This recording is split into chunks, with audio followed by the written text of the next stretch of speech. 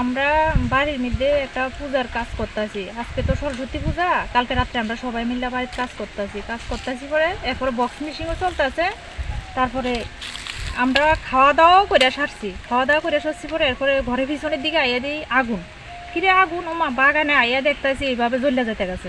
কয়টা বাজে তখন? তখন ও 10টা। আচ্ছা। তারপরে দিয়ে আমরা দেখে দৌড়ে বাড়ির থেকে সবাই আইলাম, আইয়া সেরা কিতারে করুম না করুম। তারপরে জল টল আইনা সেরা সবাই মিললে নিবাইলাম, জল টল দিয়ে সেরে সবাই ফরিয়া টরিয়া মানে আগুনে সবাই মানে উড়াউড়ি করে আমরা এমনকি ফুলাহন টুলাহনও ফরিয়া যেতে লাগছে দৌড়াদৌড়ি করে। কয়টা গাছ ক্ষতি হয়েছে? ও প্রায় 20-30টা হইব। আচ্ছা আচ্ছা। এই কয়েকটা রাবারই আছে প্রায় শতখানিকের মতন। এডির দ্বারাই আমরা চলতে আছি, এর দ্বারাই আমরা খাওয়ান টাউন হইতে আছে।